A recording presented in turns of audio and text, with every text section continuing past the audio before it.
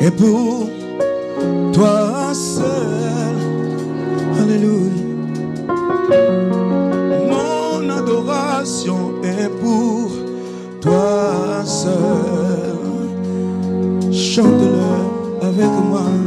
Mon adoration est pour Alléluia. Toi seul. Car toi seul a payé le prix pour moi, Seigneur. Mon adoration est pour toi. Mon adoration est pour toi seul. Tu es le Dieu créateur. Tu es mon créateur. Mon adoration. Mon adoration Alléluia. est pour toi seul. Les créatures dans les cieux, sur la terre, sur la mer, acclament et élèvent ton nom, Seigneur. Est pour toi seul. Dis ceci. Oh, oh, oh, oh, oh, oh,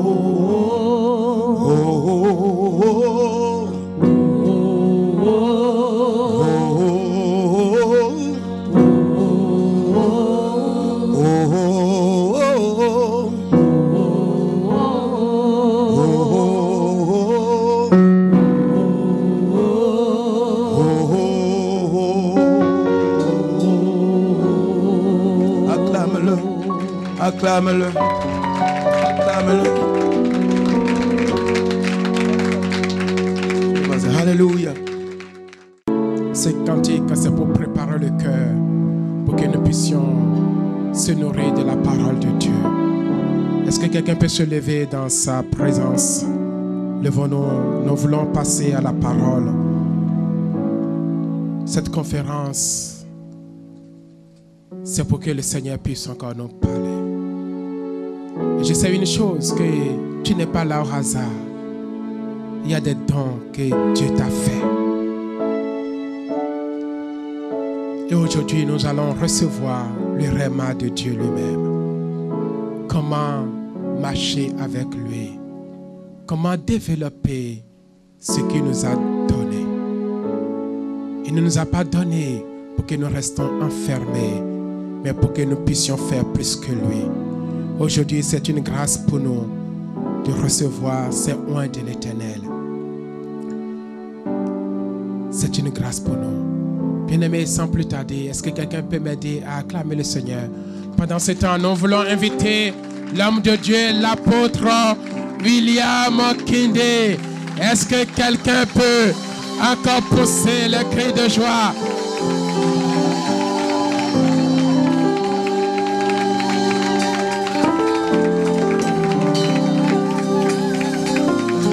Gloire à Dieu, gloire à Dieu, gloire à Dieu. Quelqu'un peut acclamer encore trop fort. Tu le fais mieux que ton voisin.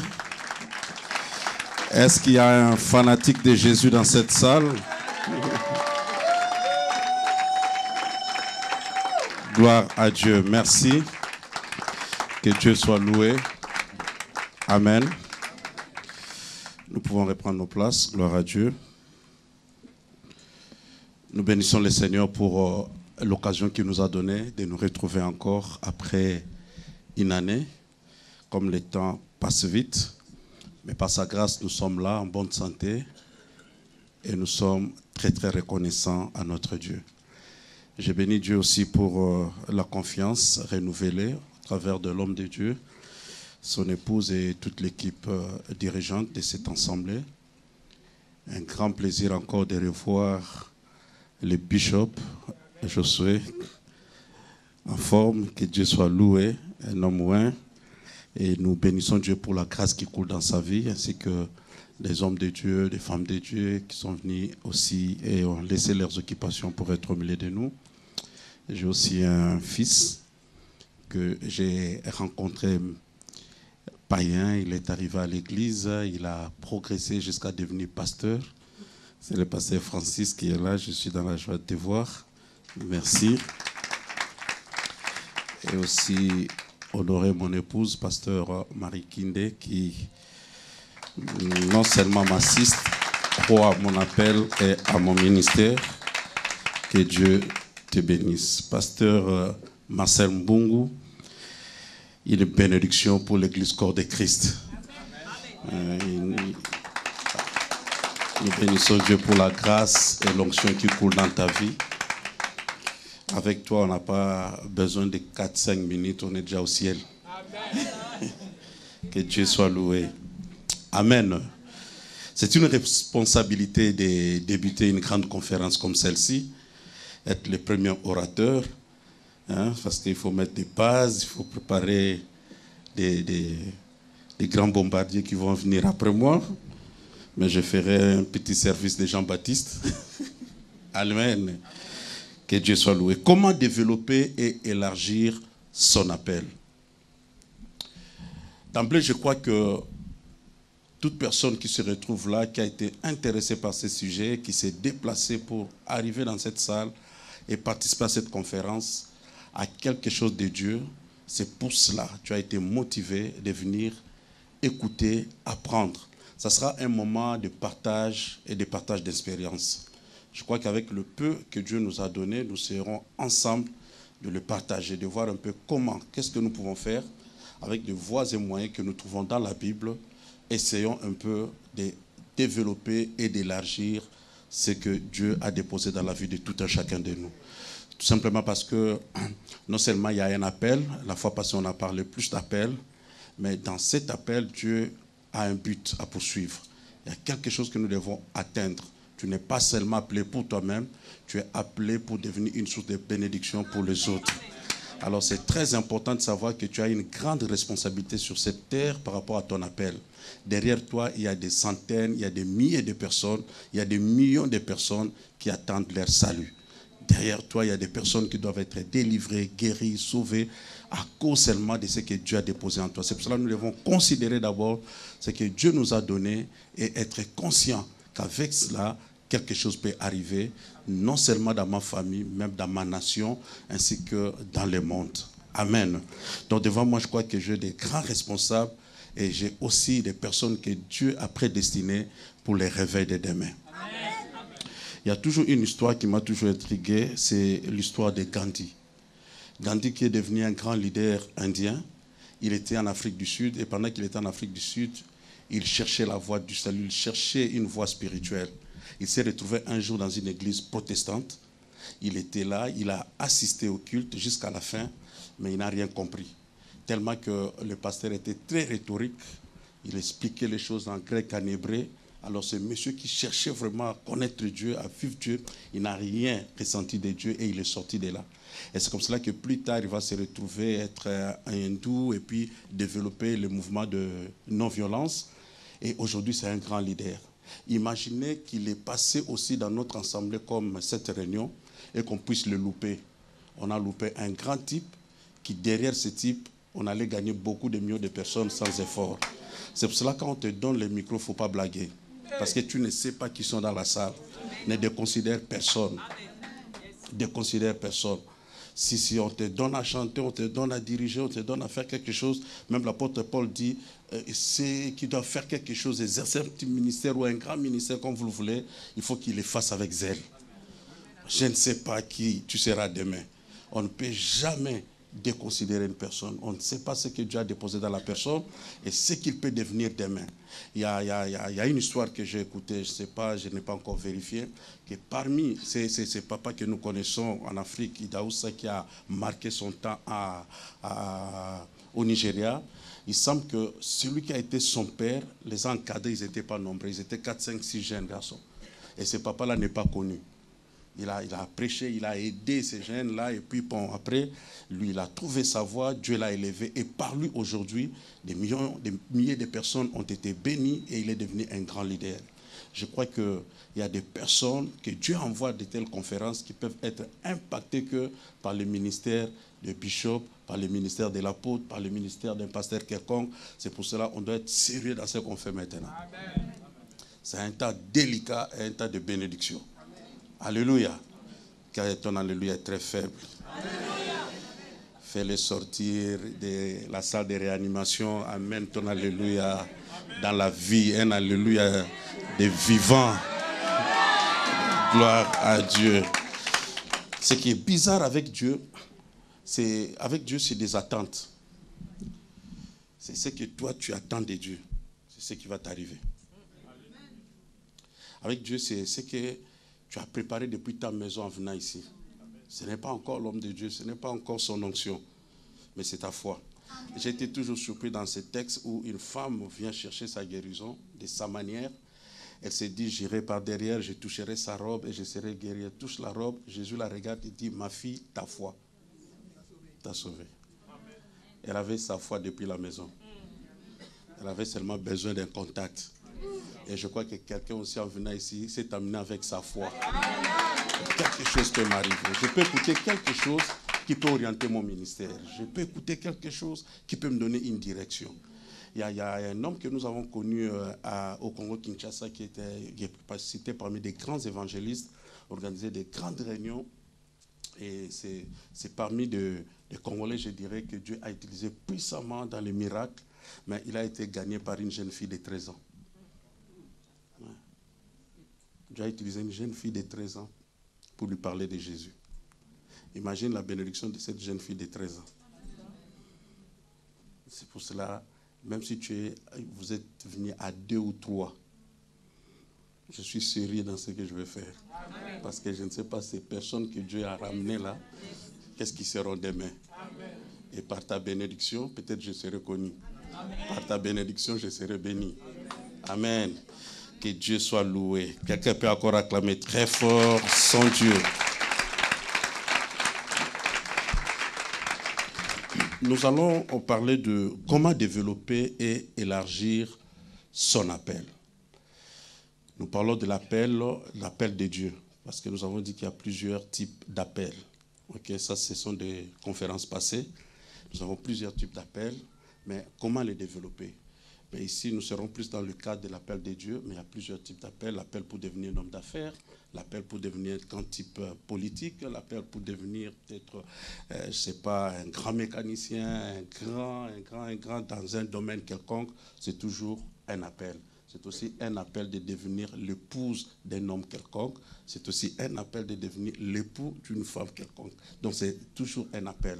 Ce n'est pas donné à tout le monde. Tout le monde ne sera pas marié.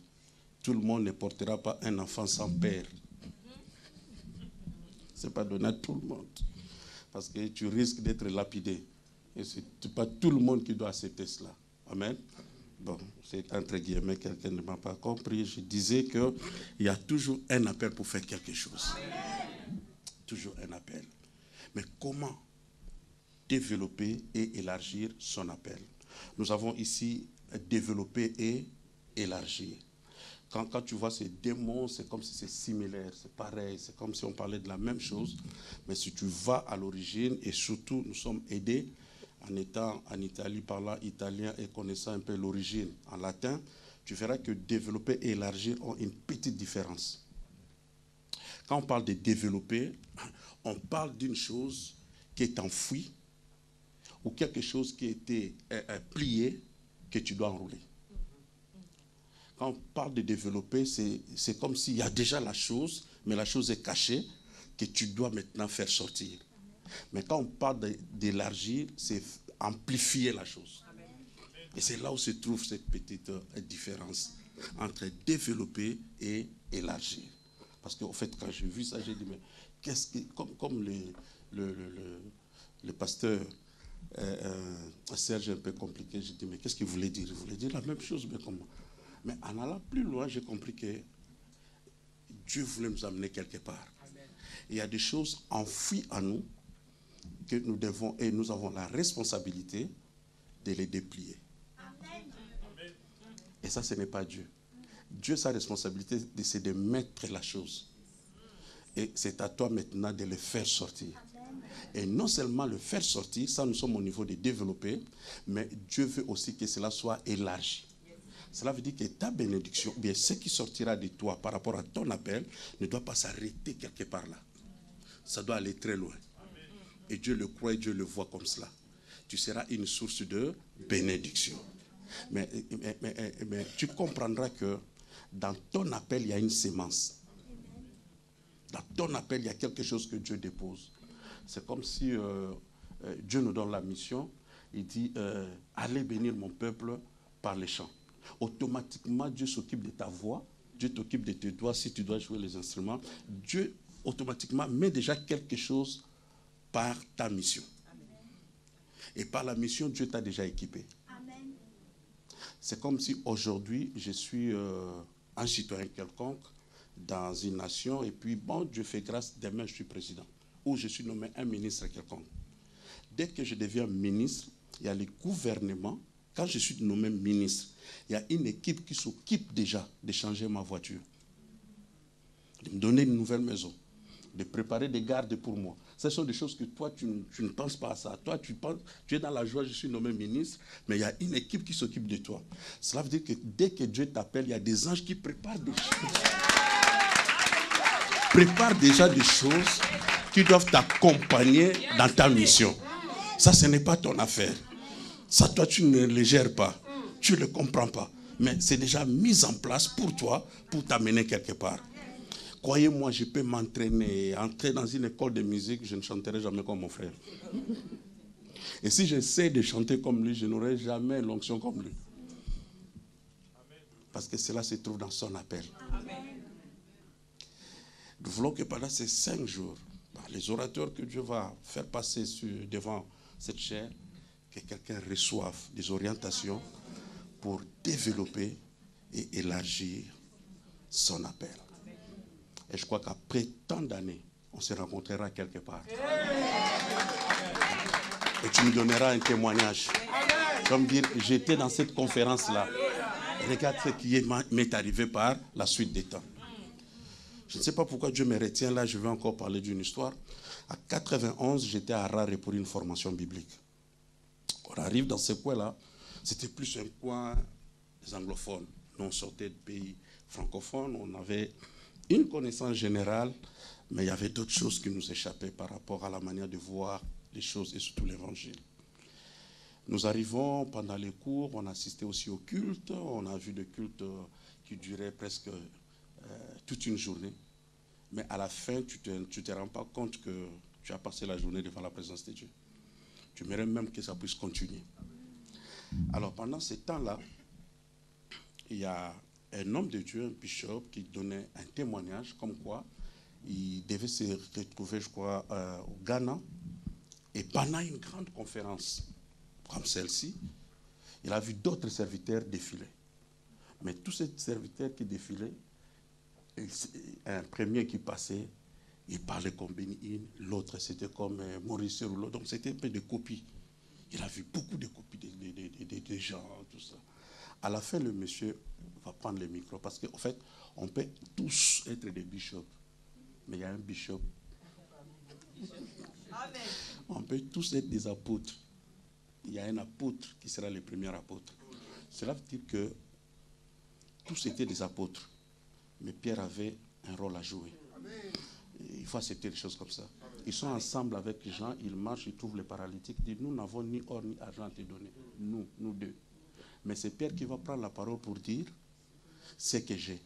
Cela veut dire que Jean n'avait pas ça. Ne crée pas de problème dans l'appel et dans le ministère. Sois tranquille dans ton coin. Hein? Tu peux devenir un bishop aujourd'hui, mais tu ne seras pas comme le bishop Josué par rapport à son expérience, par rapport à son appel et comment il a déjà marché avec Dieu avant toi. Ce n'est pas parce qu'on va t'appeler apôtre aujourd'hui, bien bishop aujourd'hui, tu crois déjà que non, je peux menacer ce vieux-là parce qu'en fait, il n'a plus rien. Non, non, attention. Attention. Attention. On dit qu'il y a une période en Israël, les visions étaient rares. Et les sacrificateurs étaient presque aveugles. Physiquement, spirituellement. Ok? Mais un petit a eu des problèmes dans son appel. Dieu l'appelle par 3 fois. Le petit n'arrive pas à saisir son appel. Il devait aller trouver le vieux pour lui poser la question. Pourquoi tu m'as appelé? C'est le vieux qui a toujours la clé pour te dire ce que tu dois faire. Hein? Ok.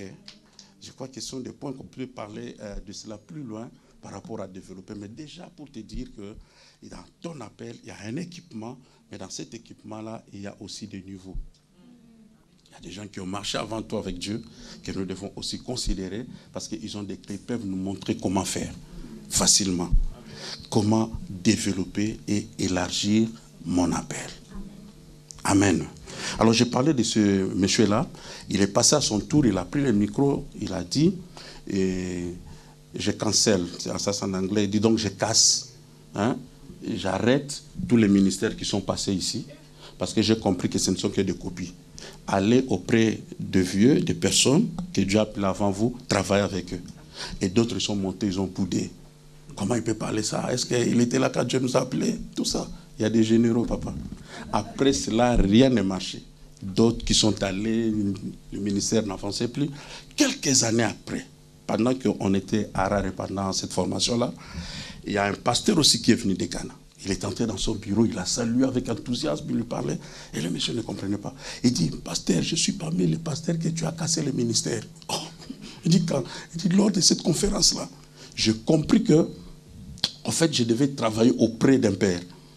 Et dès que tu as déclaré ça, moi j'ai laissé ce que je faisais. Je suis allé auprès d'un père et aujourd'hui, Dieu m'a béni, m'a développé dans mon appel. Amen. Donc, dans des conférences comme ça, ça nous aide à être orientés. On peut commencer, on peut avancer, mais quelque part, on a besoin d'être ajourné. C'est très important. Et ta sensibilité pendant ces 5 jours t'amènera quelque part. Dieu te fera du bien. Il ne t'a pas invité en vain. Hein, il y a d'autres frères qui ont fait des longs déplacements. Hein. Je vois encore le prophète qui est avec nous l'année passée. Chaque fois, faire des voyages Afrique jusqu'ici, je crois que c'est pour un but. Donc, je parlais un peu de développer et d'élargir. Voilà un peu déjà d'emblée pour comprendre qu'il y a des choses enfouies en nous, que Dieu lui-même prend la responsabilité de les déposer, mais quand Dieu dépose, il te regarde. Et c'est là où maintenant nous allons étudier comment faire avec ça.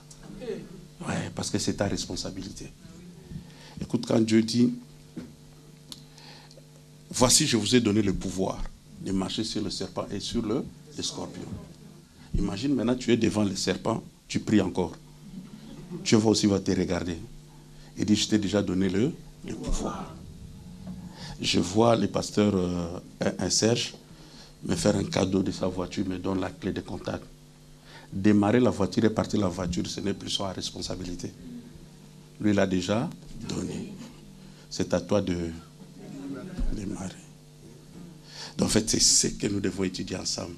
Parce que très souvent, il y a des choses enfouies en nous, mais nous ne savons pas comment les faire partir. On attend encore Dieu faire quelque chose. Mais vous remarquerez que Dieu ne fait plus rien. Et ça sera une déception. Jésus dit, allez, guérissez les malades, ressuscitez les morts. Il n'a plus dit prier. Amen. Parce qu'en fait, on prie Dieu pour rester en communion. Ok? Mais Dieu a déjà mis des choses en toi. C'est à toi d'aller maintenant déclarer. Quand il dit guérissez les malades, il t'a fait guérisseur. Donc quand tu arrives devant le malade, tu ne peux plus encore crier au Seigneur, mon Dieu, qu'est-ce que... Non, non, non, toi guéris. Amen. Parce que Dieu t'a déjà donné le don de guérison. Tu donneras maintenant l'ordre. Et la maladie va t'écouter. Et c'est comme ça qu'on échoue devant plusieurs activités bien spirituelles, parce qu'on ne sait pas comment faire marcher la chose. Tu as le pouvoir. Imagine que j'ai le pouvoir, j'arrive encore devant le domestique, je commence à crier parce que c'est ma femme qui l'a engagé. Hey, non, comme je suis le patron, je dois parler et il va m'écouter et les choses vont marcher. Et c'est pareil aussi dans les choses de Dieu. Que Dieu nous aide à savoir comment ça fonctionne. C'est ce qui nous manque, les clés. Comment ça fonctionne. Parfois on voit mon frère reçu dans son appel, tout ça. On n'aime pas s'approcher pour lui demander comment tu fais. Michel, comment tu organises tes croisades? Mais au lieu de venir, je critique. Ah, il doit avoir touché aux choses. Hein. Ah, non. Toi, approche-toi, demande comment tu fais. Il a des clés. Alléluia. Et ça fonctionnera avec toi. Ça va marcher. Alors je disais qu'il y avait développer et élargir son appel. Premier passage que nous pouvons lire ensemble, vous serez patient avec moi parce que ce sera un enseignement pour une bonne compréhension. Donc nous irons aussi dans les Écritures pour comprendre la pensée de Dieu. Nous lirons Matthieu 25, 14 à 18.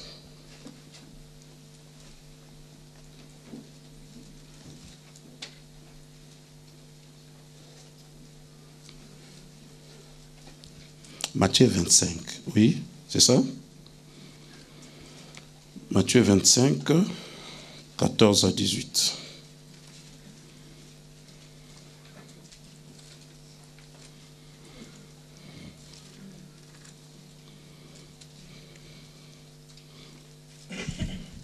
Amen. La Bible dit, il en sera comme d'un homme qui, partant pour un voyage, appela ses serviteurs et leur remit ses biens. Il donna 5 talents à l'un, 2 à l'autre et 1 au troisième, à chacun selon sa capacité, et il partit. Aussitôt, celui qui avait reçu les 5 talents s'en alla, les fit valoir, et il gagna 5 autres talents. De même, celui qui avait reçu les 2 talents en gagna 2 autres, et celui qui en avait reçu qu'un alla faire un creux dans la terre et cacha l'argent de son maître. Amen. Ici, on nous parle d'un homme qui a laissé les talents à ses serviteurs. La première des choses, ils étaient au nombre de 3 et chacun a reçu son talent. Mais les talents n'étaient pas égaux, si je dois dire ainsi. L'un avait reçu combien? 2, 5 et 1. À chacun son talent. Nous devons savoir d'abord ce que nous avons reçu. Je suis appelé, gloire à Dieu, mais qu'est-ce que j'ai reçu? Qu'est-ce que Dieu m'a donné? À nous, à chacun de nous, il donne toujours quelque chose. Ce qui va faire, ton élévation, ta gloire, c'est ta particularité. C'est ce que Dieu t'a donné en particulier. Dans le royaume des cieux, dans le royaume de Dieu, ce n'est pas un royaume de photocopies. C'est un royaume des originaux. Chacun de nous a un domaine où il doit régner. Les problèmes, si tu veux copier mon frère ou ma soeur, tu ne les réussiras jamais parce qu'il y a déjà un original. Okay? Quand j'aurai besoin de la chose, je vais chercher l'original, je n'aurai pas besoin de la copie. C'est pour cela que nous invitons Papa Marcel, l'original. Comme il est là, on a besoin de lui directement. Maintenant, si moi je veux faire comme lui, je serai toujours derrière lui. Et je serai toujours sous son ombre. C'est ça le problème. Vérifie très bien, tu comprendras ce que Dieu t'a donné. Amen. Chacun de nous a un talent. Dieu ne t'envoie pas ou ne t'appelle pas, ne t'envoie pas dans le ministère vide. Ça n'existe pas. Il y a toujours un talent. Et je vais te lancer un défi, tu comprendras que si Dieu s'est occupé même du diable, la Bible dit que Dieu a disposé des instruments concernant quoi? Les diables par rapport à son appel au ministère au ciel. Donc Dieu s'est occupé, donc à sa naissance, quand Dieu l'a créé, Dieu a créé déjà des instruments qui devaient l'accompagner dans son ministère de louange. Si celui-là même, Dieu qui est omniscient, savait qu'il allait finir de cette manière-là, mais on avait déjà préparé l'équipement pour son ministère. À combien plus forte raison pour toi? Amen. Amen. Tu n'es pas venu vide sur cette terre et tu n'entreras pas dans ton appel aussi vite. Amen. Il y a un talent que Dieu t'a donné. Mais c'est à toi de savoir quel talent j'ai. On a un problème, on a un souci, on a des difficultés parce que je ne sais pas qu'est-ce que j'ai. Et oubliant ce que j'ai, je peux commencer à concurrencer, à envier mon frère ou ma soeur, alors que moi aussi j'ai quelque chose. Maintenant, quand je découvre ce que j'ai, je dois savoir quelle quantité j'ai. Mon frère peut en avoir 5, l'autre 10, moi j'ai 1. Mais l'essentiel, j'ai. Maintenant, les gens n'arrivent pas, maman, à faire évaluer ce qu'ils ont parce qu'ils ne savent pas ce qu'ils ont. Ou ils ne savent pas la quantité de ce qu'ils ont. Si j'ai 1, c'est parce que Dieu a jugé bon de me donner 1. Mais cela ne me dit pas que je suis moins que toi qui dis à 10. Amen. Il faut sortir des complexes dans l'appel et dans le ministère. Quand ton frère a une église de 1000 membres, bénis Dieu. Mais cela ne veut pas dire qu'il est reçu plus que toi qui as 5 membres. Parce qu'il y a des chefs de 100, il y a des chefs de 50, il y a des chefs de 10. Mais tous sont des chefs. Dieu ne te jugera pas par rapport au nombre de ton frère. Il te jugera par rapport au talent qu'il t'a donné, toi. C'est à toi de regarder tes talents, de regarder tes dons. Et quand je suis là, je vais un peu plus loin pour choquer une personne. Tout ce que Dieu nous donne, c'est un don, c'est un talent. au-delà de ce qui est spirituel, même ce qui est physique. Je prends l'exemple d'Esther toujours, qui a sauvé toute une nation, non parce qu'elle parlait en langue, parce qu'elle était belle physiquement. Donc elle a trouvé que c'était un don, c'était un talent, mais qui pouvait faire beaucoup pour toute une nation. C'est toi qui déconsidères ce que tu as. N'envie personne. Ton sourire, c'est un don, c'est un talent. Et que tu ne trouveras personne sourire comme toi. Amen. D'abord savoir ce que j'ai et la quantité de ce que moi je dois gérer. Celui qu'on a donné un, on te demandera que par rapport à ce qu'on t'a donné. Donc je n'envie pas celui qui a 1000. C'est sa responsabilité. Il y a des gens, maman, qui mangent les pains secs, mais avec joie et sourire. Et d'autres qui mangent la viande avec beaucoup de soucis. Ça, c'est gérer ce que tu as.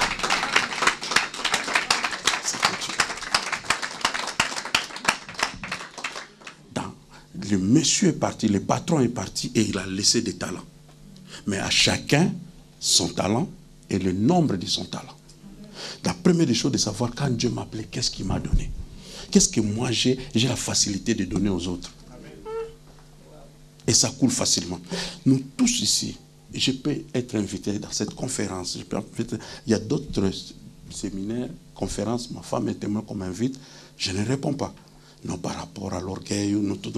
C'est parce que je ne me retrouve pas dans ces messages-là. On ne prêche pas tout. On n'est pas spécialiste de tout.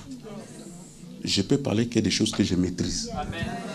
Si je n'arrive pas à expliquer ces choses-là, je vais préférer m'asseoir et dire, je connais un frère qui peut parler mieux de ça. Et c'est pour l'édification de l'Église. On travaille dans la complémentarité du ministère. L'iconoclasme du réveil. Oh, bon, moi, parlez-nous de 24 vieillards qui ont mangé. Bon, ça, je ne suis pas encore arrivé au ciel. Il y a des choses que tu ne maîtrises pas totalement. Mais cela ne te rend pas moins. Parce qu'il y a des choses que toi, tu peux mieux parler. De l'amour, du pardon. Tu es vraiment outillé par rapport à cela. Reste dans ton domaine.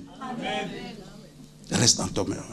On donne à David un autre vêtement, il n'arrive pas à combattre avec. Mais quand il est dans son vêtement, il sait courir. La première des choses dans l'appel, ne sois pas complexé. Dieu l'utilise puissamment, gloire à Dieu. Ne l'envie pas, mais bénis Dieu. Et si tu crois que tu veux aspirer à cette chose-là, approche-toi, demande la prière, et si Dieu te met à cœur, fais une sémence à cet homme-là, parce que tu es en train de te connecter à sa grâce. C'est comme cela. Je peux pas. Moi, je préférais parler au cœur des hommes de Dieu, des pasteurs, parce qu'il y a des gens, quand ils te voient maintenant aller de l'avant, avancer, bon, tellement qu'au lieu de s'approcher pour demander ce que tu as fait, il ne te demande pas, directement il se met dans sa tête, certainement il a touché. Pourquoi les gens croient plus facilement que toucher peut faire du bien à une personne que le Dieu de la Bible? C'est qu'on est même incrédule par rapport à ce qu'on prêche. On est incrédule. Il y a la soif, il y a la manière de chercher qui peuvent te pousser à toucher, à arriver quelque part. D'abord, il y a les talents que nous avons. Chacun de nous a son talent. Et le nombre aussi est donné par rapport aux capacités. Dieu sait que tu peux gérer ça. Et il te donne. Moi, je n'ai que 4 garçons. 4 garçons. Et je sais gérer les garçons. Maintenant, une fois, je vais chercher l'un d'eux à l'école. Je trouve une petite fille. Un petit Italien le coince contre le mur, de l'embrasser, tout ça. Je dis, si c'était ma fille, j'allais sortir et donner. Tu vois, Dieu a vu que moi, je ne peux pas gérer les filles. Alléluia. Prenons encore Matthieu toujours 25, 19 à 30. On te donnera que des talents, des choses que tu peux gérer. Si ça te dépasse, Dieu ne te le donnera pas. Dans 19 maintenant, la Bible dit, et longtemps après, le même maître qui revient, longtemps après, le maître de ses serviteurs revint et leur fit rendre compte. Donc chacun devait rendre compte maintenant. Celui qui avait reçu les 5 talents s'approcha et apporta 5 autres talents. Et il dit, Seigneur, tu m'as remis 5 talents, voici, j'en ai gagné 5 autres. Son maître lui dit, c'est bien, bon et fidèle serviteur. Tu as été fidèle en peu de choses, je te confierai beaucoup. Entre dans la joie de ton maître. Celui qui en avait reçu les 2 talents s'approcha aussi et dit, Seigneur, tu m'as remis 2 talents, voici, j'en ai gagné 2 autres. Son maître lui dit, c'est bien bon, fidèle serviteur, tu as été fidèle en peu de choses, je te confierai beaucoup. Entre dans la joie de ton maître. Celui qui en avait reçu qu'un talent s'approcha ensuite et dit, Seigneur, je savais que tu es un homme dur, tu moissonnes où tu n'as pas sémé et que tu amasses où tu n'as pas vanné. J'ai eu peur et je suis allé cacher ton talent dans la terre et voici, prends ce qui est à toi. Son maître lui répondit, serviteur méchant et paresseux. Tu savais que je moissonne où je n'ai pas sémé et que j'amasse où je n'ai pas vanné. Il te fallait donc remettre mon argent au banquier et à mon retour, j'aurais retiré ce qui est à moi avec intérêt. Ôtez-lui donc les talents et donnez à celui qui a les 10 talents. Car on donnera à celui qui a, et il sera dans l'abondance, mais à celui qui n'a pas, on notera même ce qu'il a. 30. Et les serviteurs inutiles, jetez-les dans les ténèbres du dehors, où il y aura de pleurs et des grincements des dents. Dieu donne les talents à chacun selon ses talents, mais à la fin, tu trouveras que développer et élargir son appel est une obligation. Il t'a donné 1, il t'a donné 2, mais en fait, il est parti pour s'attendre à un retour multiplié. Développer ça, élargir, c'est ta responsabilité. Et c'est aussi une obligation. Sinon, à son retour, il n'allait pas reprocher à celui qui n'a pas travaillé. Amen. On pouvait dire qu'il est prudent. C'est quelqu'un qui n'aime pas les risques. Il a gardé un talent et tu as retrouvé ton talent. Mais on va l'appeler paresseux. Inutile. On va ôter ce qu'il avait pour donner à celui qui avait 10. Celui qui a déjà, on lui donne. Celui qui n'a rien, on retire. Le problème est à quel niveau? Le problème c'est que le Dieu de la Bible, quand il va créer l'homme, Dieu définit déjà ce que l'homme est et sera. Il dit à l'homme, multipliez-vous. Dans les paroles de la bénédiction. Soyez féconds, multipliez-vous. Donc, pour Dieu, chaque homme doit se multiplier. Amen. Je ne sais pas pourquoi aujourd'hui je dois être trop avec mon pasteur. C'est comme si on a notre papa, il est béni de Dieu, il a une grâce, mais on n'est pas éternel sur la terre. On va dire qu'il a réussi sa vie s'il va se multiplier. Amen. Il y a des gens qui ont eu du succès dans le monde, mais qui n'ont pas réussi. Or, Dieu dit, si vous savez méditer la parole jour et nuit, c'est alors que vous réussirez et vous aurez du succès. Réussir et succès, ça va ensemble. Mais il y a beaucoup qui ont eu du succès, mais qui n'ont pas réussi. Dans la pensée de Dieu, il a mis la notion de la multiplication dans l'homme. Amen, amen, amen. D'ailleurs, regarde toi-même, quand tu gagnes le même salaire, tu es mal à l'aise parce que tu veux être... En fait, ce n'est pas toi, c'est en toi, dans l'homme. Il y a beaucoup de choses que nous faisons sans se rendre compte que Dieu l'avait déposé dans notre âme. Il remarque ceci. Quand on n'a rien, on se contente de son appartement. Ok? Dès qu'on commence à avoir quelque chose, on cherche une maison. Et dès qu'on a la maison, on cherche à avoir un jardin. Et dès qu'on a le jardin, on commence à chercher un chien, un chat. C'est la pensée du jardin. Mais tu ne m'as pas compris. L'homme que Dieu a créé, c'est un homme qui a vécu dans les jardins, qui a commencé dans les jardins, qui était au milieu des animaux. Maintenant, avec le péché, la crise, on s'est contenté de vivre sans jardin, sans animal. Mais dès qu'on a des petits moyens, on commence à s'acheter un chien. On a besoin d'un chat. Parce que c'est en toi. C'est une semence. C'est comme cela, bien aimé dans le Seigneur. Personne n'accepte la pauvreté. Parce que l'homme initial n'a pas commencé par la pauvreté. C'est ce qui était au début, c'est ce qui sera dépensé. Tu remarques que tout homme aime la multiplication. Parce que c'est en toi, c'est dans ton âme, c'est dans ton ADN spirituel. L'homme a été créé pour multiplier. Maintenant, Dieu dépose les talents et Dieu te regarde de loin. Mais Dieu s'attend à une multiplication.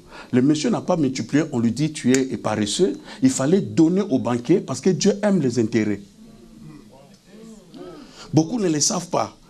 Elle dit, ah, Dieu nous a sauvé gâteau, il m'a donné un cadeau. Non, Dieu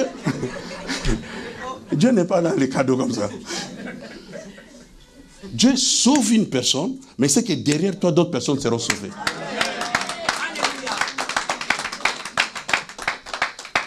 La grâce est là, ça coule, mais Dieu s'attend à quelque chose. Il y a un donnant avec Dieu. Il veut te sauver, il dit, mon fils, donne-moi ton cœur. Tu donnes le cœur, lui, à l'âtre. Ce n'est pas un cadeau. Quelqu'un dit Amen. Amen. Le monsieur, le boss, le patron qui a laissé ses talents, s'est fâché. Il n'a pas multiplié, on peut l'encourager, il est prudent, il ne voulait pas avoir des histoires avec son pasteur, tout cela, mais le patron est fâché. Il dit, si tu savais que j'amasse là où je n'ai pas vanné, alors donne-moi mon talent, il fallait me le mettre dans la banque et j'allais retirer avec intérêt. C'est le patron qui parle là, représente Dieu. Le Dieu de la Bible, c'est un Dieu d'intérêt. Il sauve Moïse, mais il dit à Moïse, c'est pour aller sauver mon peuple. Dieu regarde ce qu'il va retirer après toi. En fait, quand Dieu te bénit, en fait, il ne te bénit pas parce qu'il te bénit toi. Dieu te bénit pour que son nom soit glorifié. Donc, il a un intérêt derrière ça. C'est pour ça des personnes qui témoignent. Ah, Dieu m'a fait ça, Dieu m'a fait ça, Dieu continue à le faire. Parce qu'il sait qu'ils parleront de moi. Ils vont faire la publicité de Dieu. Écoute ce que Dieu dit. Vous me servirez, je bénirai votre pain, je bénirai votre eau, j'éloignerai de vous la maladie. Donc tu as une assurance maladie juste parce que tu le sers. Il a besoin de ta santé. Puisque tu le sers, Dieu fait quoi? Il combat par rapport à ta santé. C'est des donnants. C'est que beaucoup ne le savent pas. Sers Dieu, tu auras des avantages. Il dit, si tu portes des fruits et que ces fruits demeurent, demandez maintenant tout ce que vous voudrez. Donc ta demande a de l'appui par rapport aux tes fruits. Tu as gagné des personnes dans le Seigneur, tu peux prier tranquille. Le Seigneur, regarde, compte les. Ils sont venus derrière moi, compte Seigneur. Alléluia. La vie chrétienne devient compliquée, l'appel devient compliqué parce qu'on ne lit pas, on lit la Bible trop pressée. Sois calme, répète, médite. Tu verras qu'il y a des clés faciles. Comment vivre, comment réussir, comment ça marche avec les uns et les autres, pourquoi pas moi.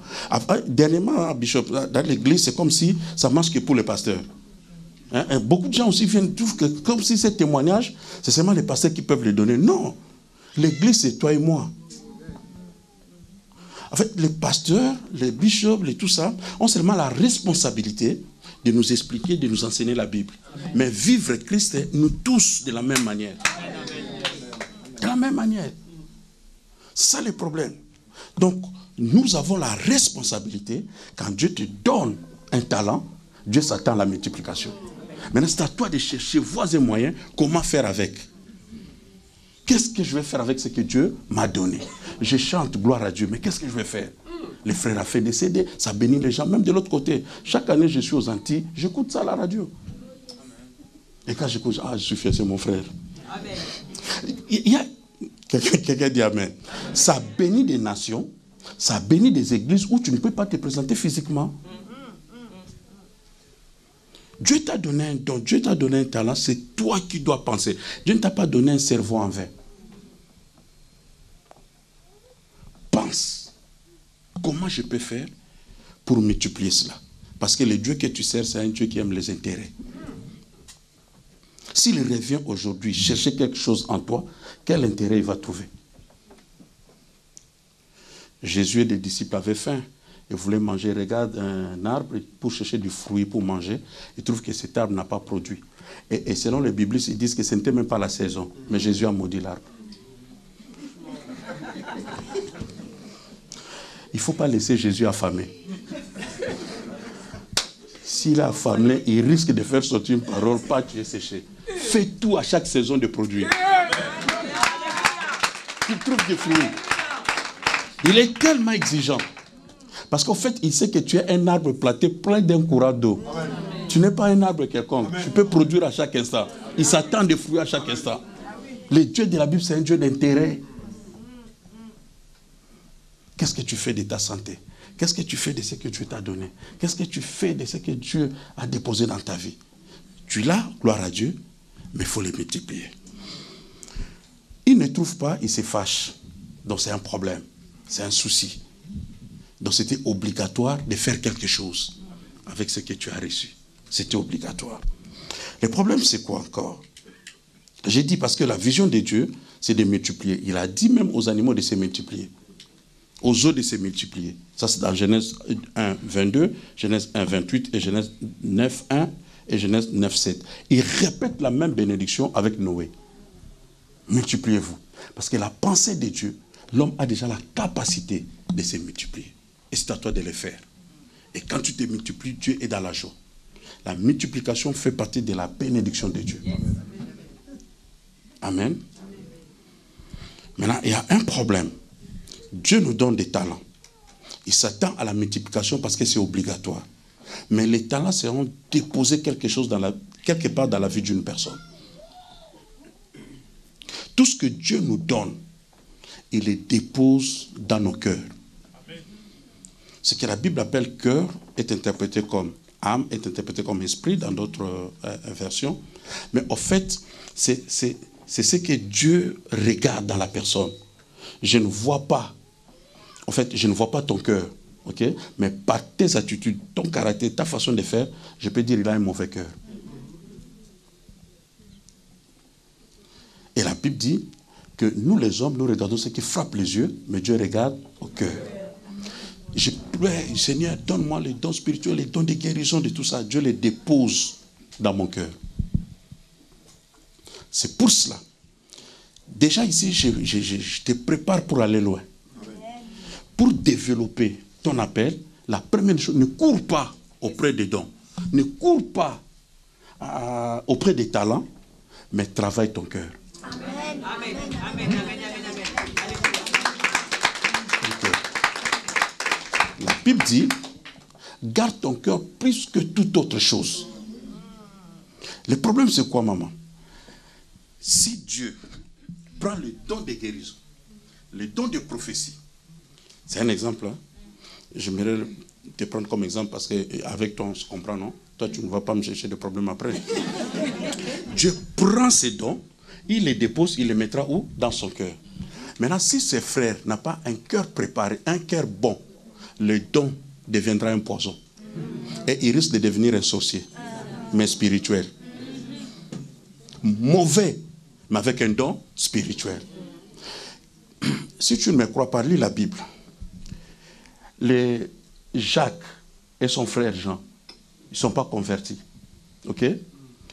Ils ont expérimenté la foi et la réponse à la prière. Maintenant, ils devaient passer par Samarie. Samarie les a fermé les portes. Ils demandent à Jésus. Il dit, Seigneur, permets qu'on puisse demander au fait de descendre et de consumer ces gens. Jésus n'a pas dit que c'est impossible, qu'ils ne vont pas le faire. Ok? Mais Jésus les a arrêtés pour dire qu'ils étaient capables de le faire. Ils ont un don, mais avec un cœur qui n'est pas converti, qui est encore mauvais, prêt à tuer. Travaille ton cœur plus que toute autre chose. Le problème, c'est quoi? Tu remarqueras qu'il y a des gens qui arrivent à l'église. Une année, 2 ans, ils restent mauvais de cœur. C'est la sorcellerie. La première des choses que Dieu vise quand il vient dans la vie d'une personne, ce n'est pas encore te donner des dons. Ce n'est pas encore d'être une star quelconque. Dieu cherche ton cœur. Premier sermon de Jésus, ce n'était pas le miracle. Heureux ceux qui ont le cœur pur. Dieu travaille le cœur. Si nous avons une église, déjà avec un cœur pur, préparé, c'est une église forte. Pourquoi tant de problèmes et de difficultés, c'est au niveau du cœur?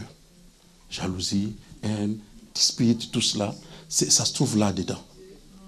Mais une fois que Dieu a travaillé le cœur, maintenant, le don sera donné et trouvera une bonne terre. Et c'est ainsi que tu peux déjà avoir une garantie d'aller très loin. Travaille tout. Seigneur, sonde mon cœur. Sonde des prières que tu dois faire personnellement. Ne cherche pas à te comparer à ton frère ou à ta soeur. Hein? Parce que beaucoup sont saints par rapport à leurs voisins. Mais la sainteté, c'est par rapport à Dieu. Tu sais que Ésaïe aussi se considérait saint. Hein? Prophétisé aussi. Hein? Mais quand il a vu la gloire de Dieu, il a dit non, non, non. Mes lèvres sont impures. Tu ne verras pas ça parce que tu regardes ton voisin. Tu te verras toi-même le jour où tu vas te regarder dans le miroir de Dieu. Oh! Travaille ton cœur. Sonde ton cœur. Demande à Dieu de te toucher, de te travailler le cœur. Une fois que tu as un bon cœur, sache que tu as un avenir. Amen. Tu peux aller très loin. Ceux qui réussissent dans le ministère, bien aimés dans le Seigneur, vérifie trop bien. Tu verras qu'ils sont de bonnes personnes. Tu peux avoir l'onction, tu peux avoir la connaissance de la Bible et tout cela. Si tu as un mauvais cœur, tu vas tournoyer. Dieu ne sera pas impressionné par tes prières. Je connais des frères qui prient toute la journée avec un mauvais cœur. Dans leur prière, Seigneur, quel immeuble tombe sur mon ennemi. Depuis le matin jusqu'au soir. Il a prié. Il a aussi la foi. Mais intention. Ce n'est pas dans la volonté de Dieu. La volonté de Dieu est que même les pécheurs soient sauvés. Amen. Donc d'abord le cœur. Nous prenons 1 Samuel 10, verset 9. Pendant mes interventions ici dans la semaine, ça sera mon texte de base, parce que nous allons voir la pensée de Dieu là-dedans. Mais aujourd'hui, nous allons toucher une chose ici. 1 Samuel 10, 9. C'est l'appel de Samuel, plutôt de Saül. Et c'est le prophète qui lui parle de la part du Seigneur.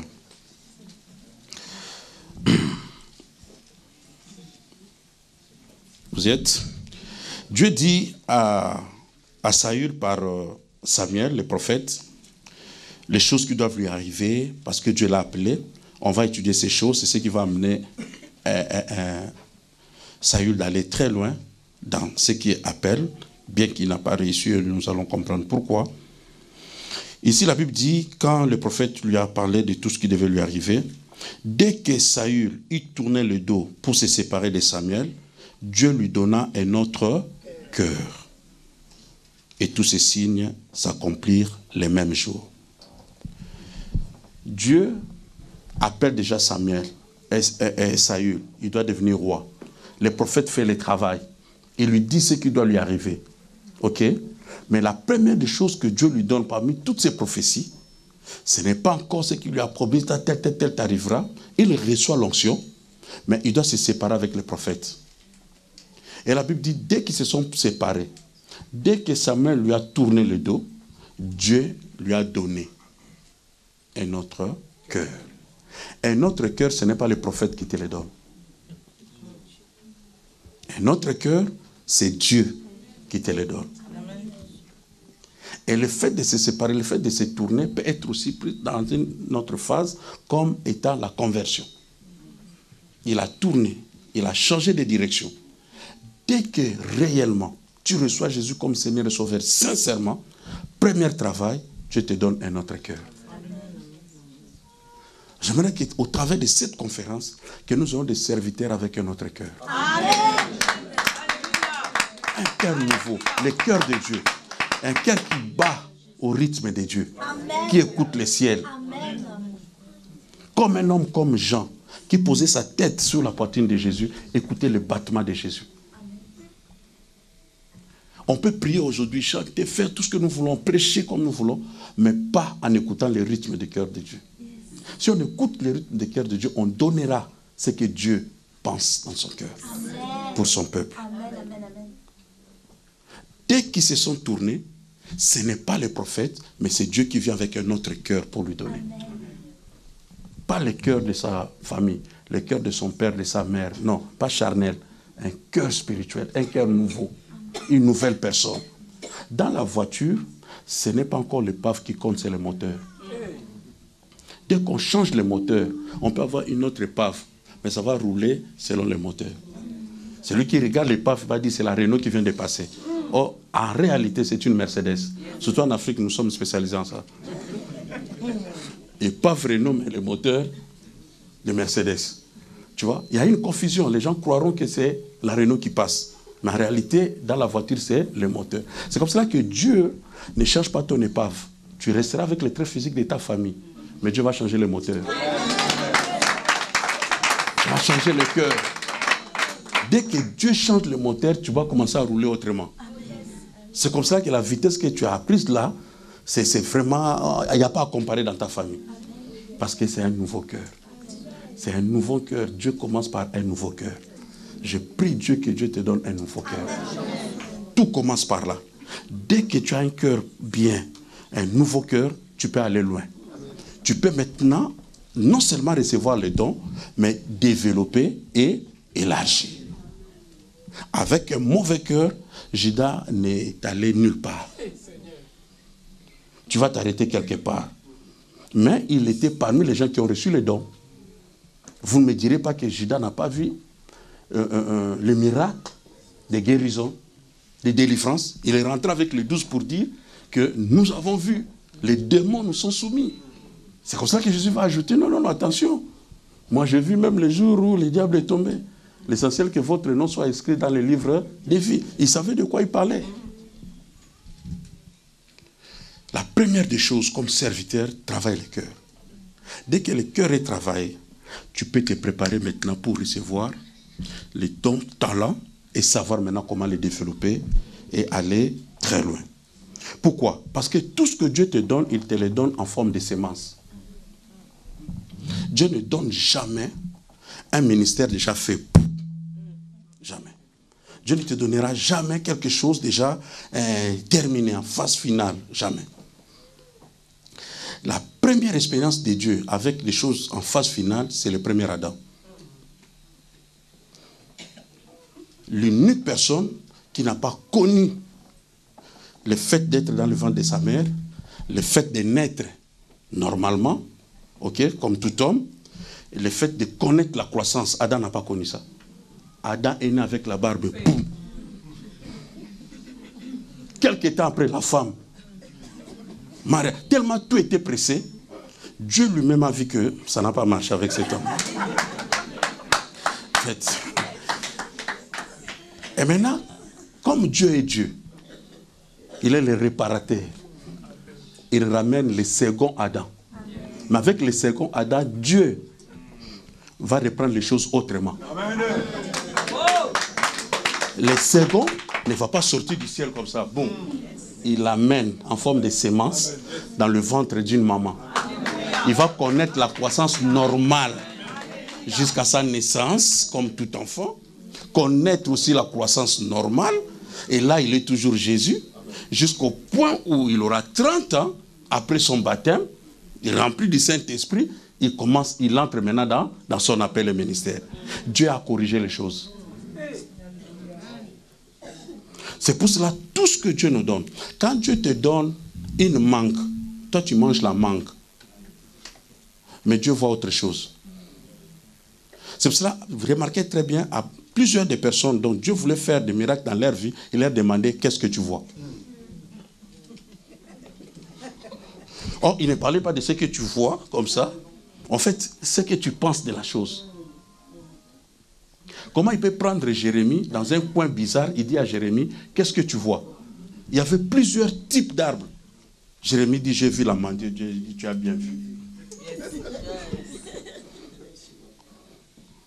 l'unique arbre qui pousse avant les autres.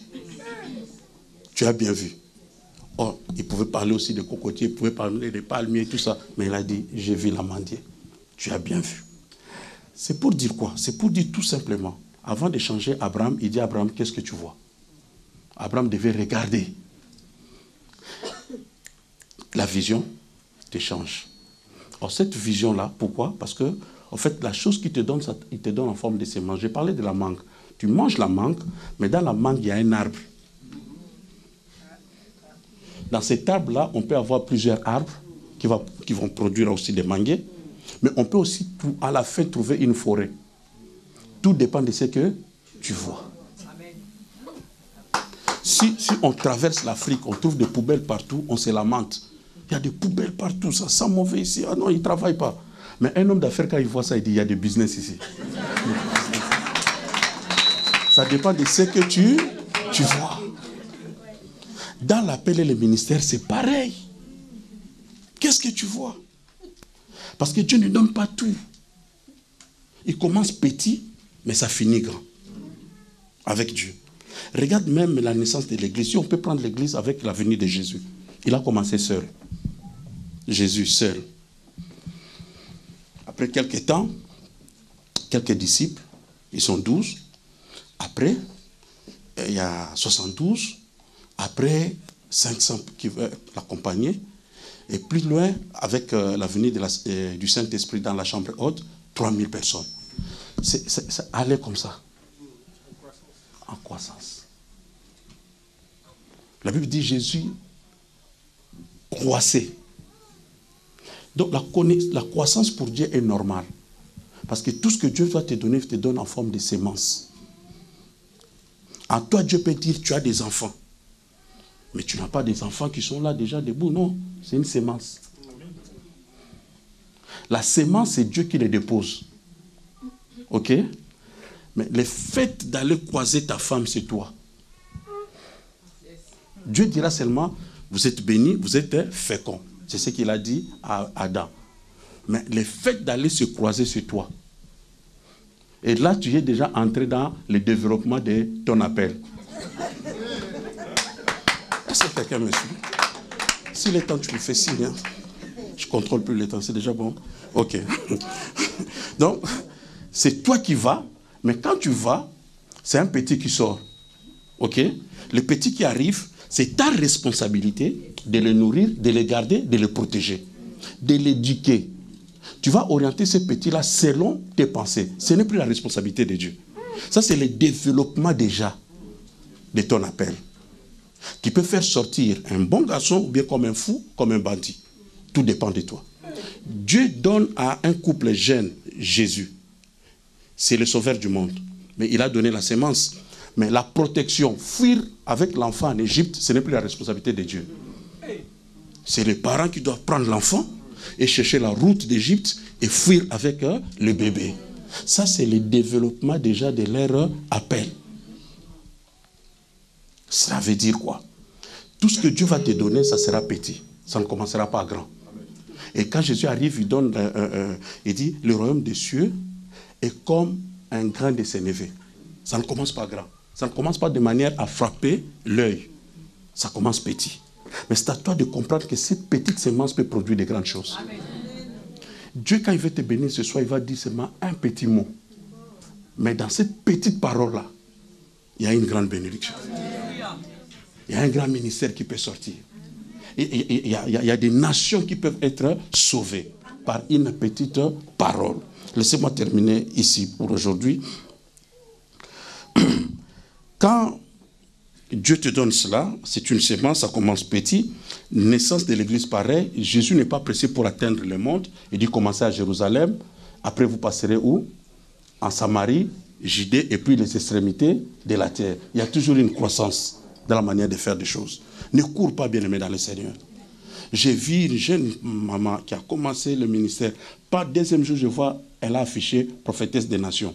J'ai dit, depuis quand elle a commencé, elle n'a pas encore donné la prophétie locale de sa famille. Mais elle fait déjà prophétiser pour les nations. J'ai dit que c'est vrai, tu vois grand. Mais ça va croissante. Je n'ai pas cité le nom d'une personne, je n'ai pas regardé quelqu'un. Je parle des choses que j'ai vues. Donc voilà. Donc ça commence quelque part petit, mais pour aller très loin. Mais ne crois pas que tu n'arriveras pas. Tu arriveras, mais il faut faire le pas de Dieu. Il ne faut pas courir et aller au-delà de la vitesse de Dieu. Donc il y a ça que nous devons aussi comprendre. Et puis je vais terminer par ici, où la Bible nous parle aussi de l'exercice de ce qu'on a. Le peu que Dieu t'a donné là, en forme de sémence, c'est à toi de les développer. On n'est pas encore arrivé au point comment les développer, mais je parle un peu de où commencer. C'est d'abord par ton cœur que tu dois commencer, comprendre ce que tu as comme talent, mais le peu que tu as, dès que tu comprends que tu as quelque chose, le peu là, il faut commencer à l'exercer. Comment tu sauras que tu as les dons de guérison si tu ne pries pas pour les malades? Amen. Tu verras que Dieu va commencer à te pousser sans toi-même te retrouver devant les malades. Alors c'est à moi de prendre conscience que Dieu a déposé quelque chose en forme de graine de sénévé et je commence à m'exercer. Maman, quand tu pries pour quelqu'un, ne considère jamais que c'est toi qui es en train de prier et donner guérison à la personne. Amen. Tu n'es qu'un gant. Et la main qui est dedans, c'est Dieu. Amen. Tu t'utilises. Toi, fais seulement ce que Dieu te demande de faire. Commence à t'exercer. Tu verras dans la Bible, il y a des exemples où des hommes ou des femmes se sont exercés au ministère. Et Dieu lui-même a fait exercer d'autres personnes telles que Moïse. Prends ton bâton, jette. Moïse jette. Ça devient quoi? Un serpent. Récupère, ça devient un bâton. Rentre en Égypte. Même s'il va en Égypte, il est déjà conscient que dans ces bâtons, il y a un serpent. Mais l'exercice a été fait à deux. Il y a des choses que tu vas faire toi-même, que Dieu va t'amener à t'exercer. Ça peut échouer, ce n'est pas un problème. Tu ne me diras pas que le seul rêve que Joseph a interprété, c'était le rêve de ces deux personnes. Moi, je crois, ça c'est moi, ma pensée. Certainement, sachant que je n'ai personne ici, il n'y a ni papa, ni avocat, la seule chose que je peux faire ici, c'est interpréter le songe. Ce que mon père faisait. Parce que quand le père n'est plus là, le fils peut le faire. Jésus a dit, le fils ne fait que ce qu'a vu le père faire. Il commence à interpréter. Il commence à aider les autres. Mais quand il interprète, il aide les autres et il reçoit aussi une réponse. En fait, des personnes ont été soulagées par ces interprétations. Mais en les faisant bien-aimés dans le Seigneur, il est en train de s'exercer. Parce qu'il y a d'autres personnes peut-être aussi là interprété que ça n'a pas marché. Mais on a dit seulement gloire à Dieu. Mais avec les deux là qui ont reçu, ça l'a amené où? À l'élévation. Ce n'est pas ton problème que tu aies imposé les mains et que quelqu'un dit que je ne suis pas guéri. Ce n'est pas ta responsabilité. Amen. Mais toi, tu sais que tu as le don de guérison. C'est par la foi que tu avances. Amen. Donc, ce que tu as, commence à le faire. Jésus arrive dans une fête, il n'a jamais fait un miracle. C'est sa mère qui va le pousser de le faire. Mais comme il sait qu'il est le Christ, il a commencé à ordonner. Et les miracles se sont avérés. Amen. Toi, commence seulement. Quand tu vas commencer, ça sera des exercices. Si aujourd'hui chacun de nous donne ces témoignages, tu verras qu'il a commencé quelque part. Moi, avant, quand j'ai prié pour les malades, j'ai fermé les yeux parce que je ne voulais pas voir la suite. Ok? Ça commence toujours quelque part. Mais après, tu verras que la chose commence à se développer. Que Dieu vous bénisse.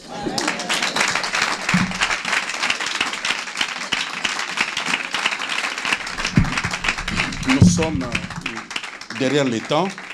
On doit respecter le temps. Demain, nous sommes là. Après-demain, jusqu'au dimanche. Je crois que le Seigneur va nous aider à comprendre sa pensée, comment on va développer ce qu'il a déposé à nous. Et quelqu'un, certainement, sera béni. Merci. Est-ce que quelqu'un peut encore honorer l'apôtre? Est-ce que quelqu'un peut encore honorer son serviteur? Si tu as été béni, est-ce que tu peux encore acclamer le Dieu de gloire? Le Dieu de gloire qui a permis, yes Lord, l'existence de cette conférence. Que toute la gloire lui revienne dans le nom de Jésus.